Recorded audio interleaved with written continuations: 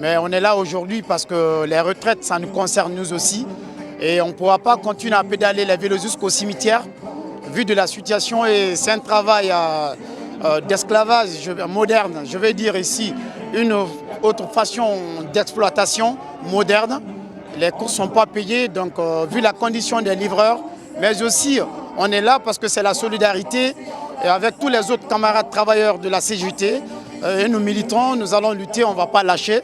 Nous les livreurs, on n'a pas de vie, ce n'est pas bien payé. Ce qui se passe, on est sur le terrain nuit au jour, on travaille plus de 35 heures, 40 heures même. Et voilà quoi. Alors cette mobilisation, les réformes, parce que ça nous concerne, c'est nos camarades travailleurs. Et n'oubliez pas, une partie aussi de nos cotisations est déjà volée. Donc on ne sait pas où l'argent là ça part. Donc si les réformes des retraites, on est là, il y a bel et bien cette raison aussi. De penser du côté des livreurs pour pouvoir les régulariser, de les donner un titre de séjour parce que c'est des gens qui sont courageux et qui sont là sous le froid, sous la neige, sous la pluie, qui n'ont pas une vie, qui se sacrifient pour pouvoir survivre. De l'argent, il y en a. De l'argent, il y en a. De l'argent, il y en a. De l'argent, il y en a. De l'argent, il y en a. Et on va aller chercher cet argent parce que c'est notre.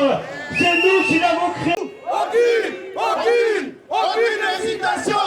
Il faut lutter, manifester, se syndiquer. CGT.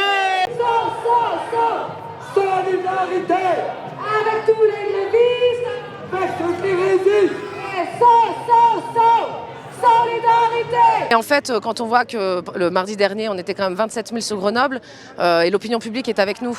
Donc en fait, l'idée, c'est pas tant de faire circuler l'information auprès des gens, c'est bien de maintenir la pression auprès du gouvernement. Et plus on est visible dans la rue et en grève, et si on laisse trop de temps, il faut vraiment toucher au portefeuille du grand patronat.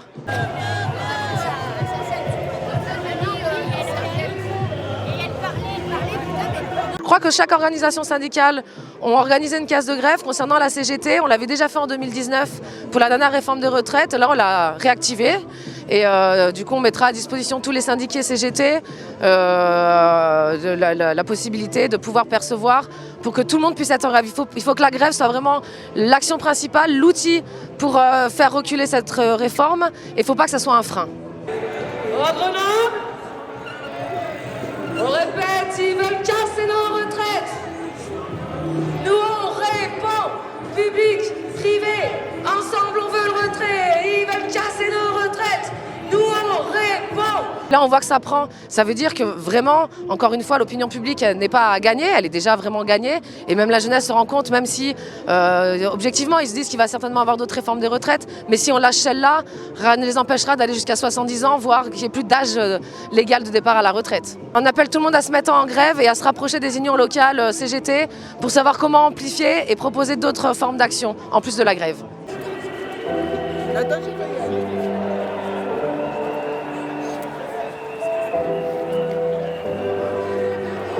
Nous engageons le gouvernement à entendre ce qui se passe dans la rue. Nous engageons le gouvernement à retirer sa réforme.